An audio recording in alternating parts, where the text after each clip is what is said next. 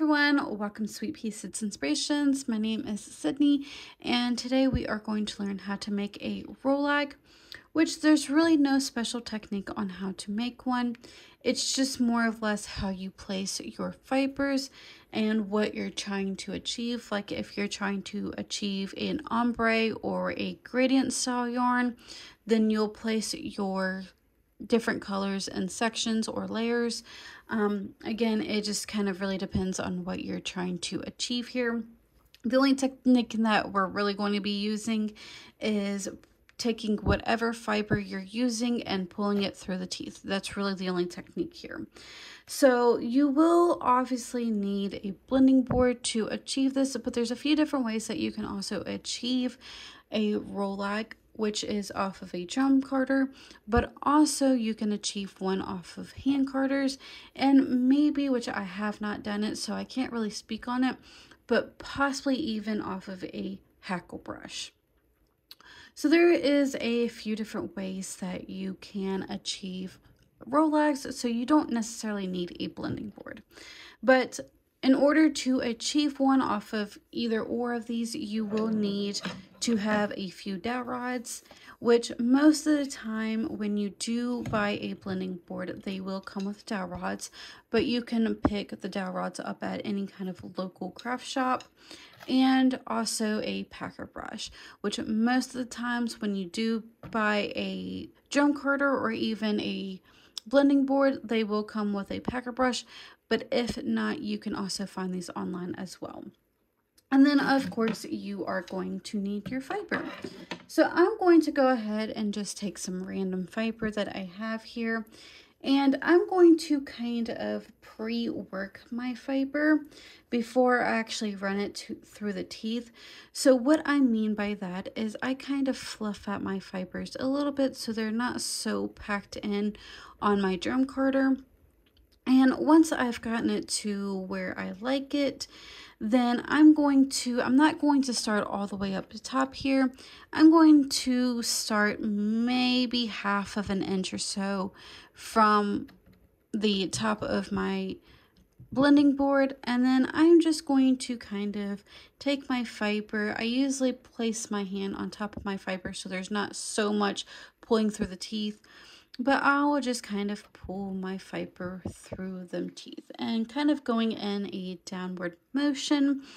And again, this is all about, how you want to place your fiber. There's no special technique here, but we're just taking our fiber and running it through the teeth. So I'm going to go ahead and kind of work this a little bit however I want it, and then I'll come back whenever I'm ready to actually roll these into Rolags.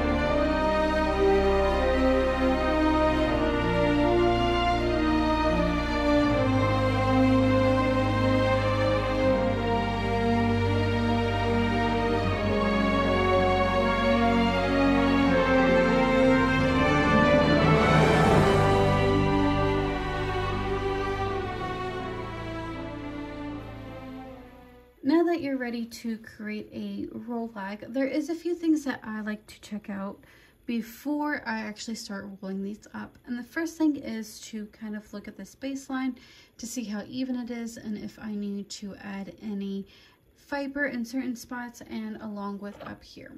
Now you don't want to overpack your blending board, especially if you're only making one Rolag at a time like I typically do. Because if you overpack it, then it can be really hard to create a nice, neat looking Rolag such as this one. But you can, if you are up to it, you can kind of pack it a little bit more and make a few Rolags out of this one. But just kind of play around and see what works for you and what doesn't.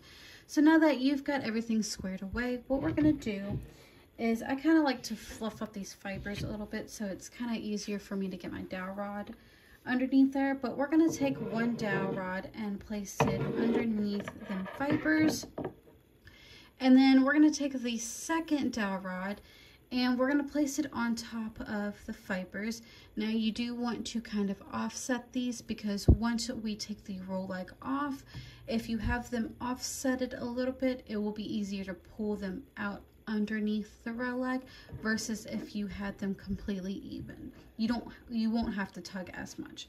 So now that you have your dowel rods placed where they need to place, I kind of pinch them together and pull my fibers down a little bit, and then I'll start to kind of roll.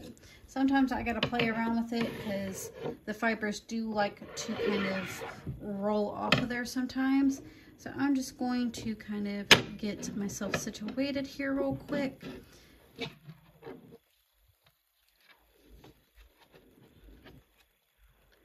So now that I have kind of got this rolled up a little bit into where my cloth starts, I'm going to kind of pull up and then I'm going to pull down, kind of girafting the fibers a little bit, and then I'm going to continue to roll.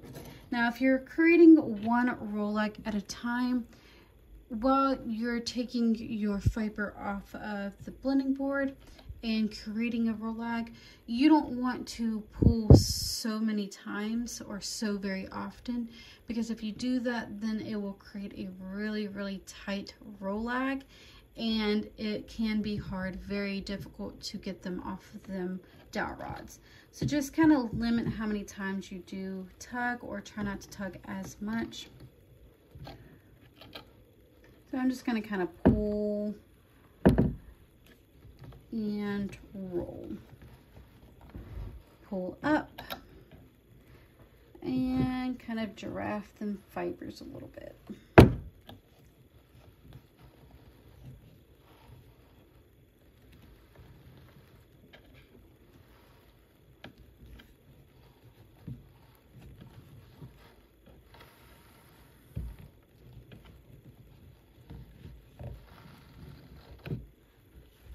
I kind of like to just kind of roll my fibers so that they kind of stick after I have created that Rolag. And sometimes I'll kind of pat it down as well. And then now you can just take your dowel rod and pull them apart, and then slide your Rolag off of the dowel rods. And then you can just roll them up however you would like. And that is how you create a Rolag. If you did enjoy this video, please don't forget to give this video a like, share, comment, or subscribe. Good luck to you, and I hope you all have a wonderful day.